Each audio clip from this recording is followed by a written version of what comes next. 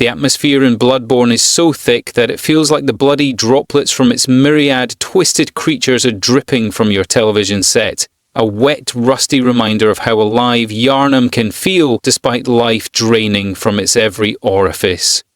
FromSoftware crafted a masterpiece that, a decade later, is still talked about with unrivaled reverence.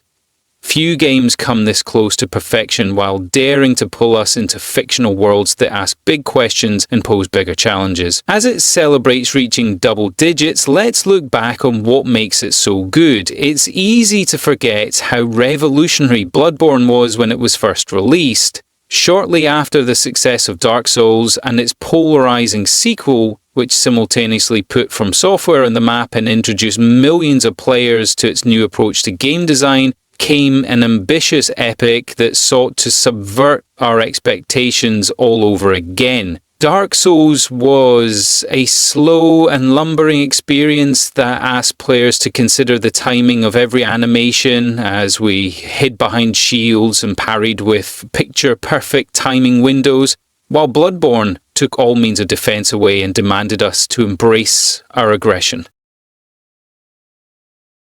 As a hunter, your purpose after being brought to life is to track down and destroy the many beasts roaming the streets of Yharnam as you begin to understand the cosmic underpinnings of it all.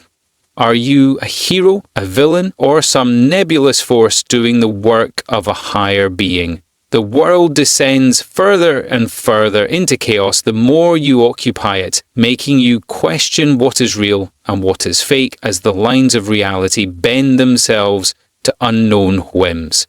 It isn't a traditional heroic story and only feels interested in the surreal nature of dreams and their capacity to both create and destroy. You march through blood and viscera in search of a purpose the game never explains in straightforward terms, and that only adds to its magic.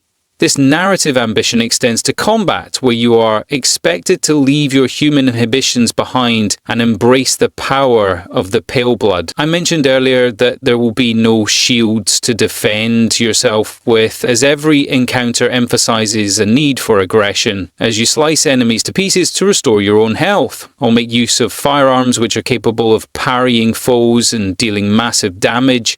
Faster healing items and equipment that never takes the attention away from slicing and dicing means you are a swift and deadly hunter who can realistically take on monsters from foreign dimensions. There are light, medium and heavy weapons to make use of alongside a varied selection of guns, but all of them feel suited to this faster, more aggressive playstyle, something that I'm not sure FromSoftware has replicated to this level of success ever since. Sekiro came very close, but having a named character and a preordained loadout meant you were expected to master what the game gave you instead of carving your own path forward. Elden Ring felt like the best of both worlds, but as in Dark Souls, you could often go for the weapons and armor with the highest stats and brute force your way to victory. Bloodborne felt more nuanced, more unique, and more like it was doing its own thing, and I sincerely miss that.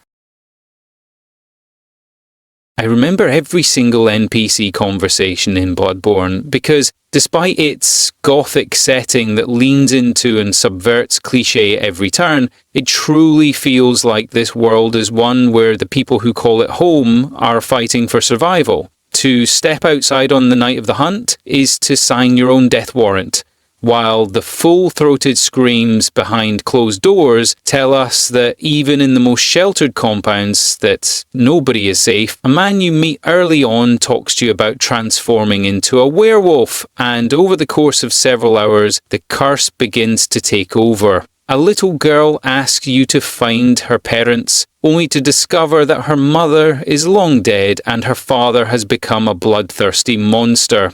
You can also opt to send those you find to the safe haven of a nearby church, but whether this is the right decision or not is a question you need to answer for yourself.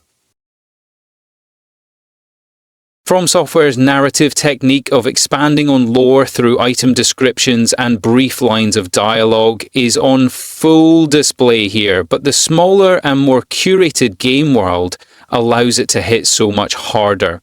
Every single location is dripping with lore possibilities, and even if I have no idea of the specifics, that doesn't stop me from losing myself and making up my own sick and twisted stories. I am a lone hunter exploring this battered and broken world, knowing I'm powerless to save it no matter how much I keep on fighting. That nihilism is a bold decision to take in a AAA game like this one, yet it might be Bloodborne's most memorable factor.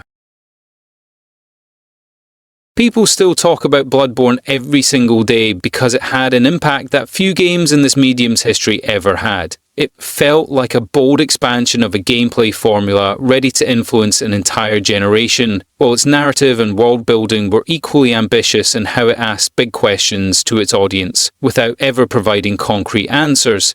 A decade is a long time, but I'm not sure if I will ever run out of good things to say about this masterpiece.